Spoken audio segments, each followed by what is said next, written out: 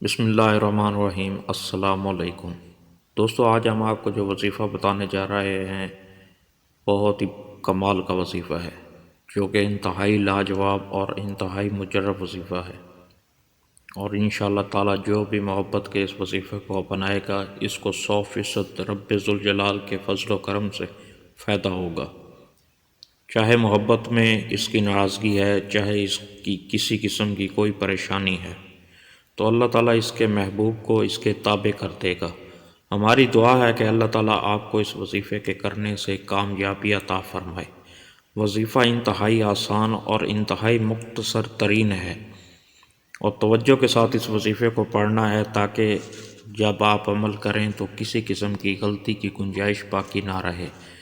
وظیفہ کسی بھی وقت کیا جا سکتا ہے، وقت کی کوئی پابندی نہیں ہے، اور دوسرا یہ کہ وظیفے کو آپ بغیر وضو کے بھی اور وضو کے ساتھ بھی کر سکتے ہیں۔ ویسے اگر وضو کے ساتھ کریں تو زیادہ فائدہ ہوگا، اور اس کے علاوہ وظیفے کو کم سے کم 7 دن، زیادہ سے زیادہ 21 دن تک کر سکتے ہیں، اور اس سے کم چاہیں تو 14 دن کے کر سکتے ہیں، اور اس کو معمول بنانا چاہیں تو معمول بھی بنا سکتے ہیں۔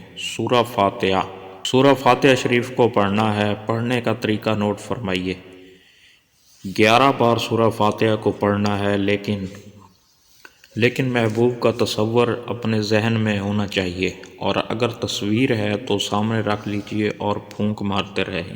جب آپ سورہ فاتحہ کو 5 بار پڑھ لیں، اس کے بعد اللہ کا نام یا رؤوف کو 11 بار پڑھنا ہے۔ ہر بار بسم اللہ شریف کو سورہ فاتحہ کے ساتھ ملا کر پڑھنا ہے، اور پھر دوبارہ 5 بار اللہ تعالیٰ کا اسم گرامی یا لطیفوں کو 11 مرتبہ پڑھیے، پھر 1 مرتبہ سورہ فاتحہ پڑھیے، اس کے بعد 11 بار اللہ رب العزت کا اسم گرامی یا قادرو کا ورد کر لیجئے، اور پھر محبوب کی تصویر ہے تو اس پر پھونک مار دیجئے۔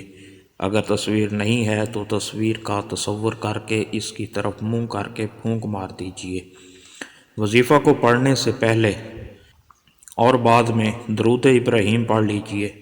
اس وظیفے کو اپنے دوستوں کے ساتھ شیئر بھی کیجئے۔ اگر آپ کو ویڈیو اچھی لگی ہے تو ہمارا چینل سبسکرائب ضرور کیجئے گا، تاکہ ہماری ہر آنے والی ویڈیو آپ تک پہنچ سکے۔ جزاک اللہ۔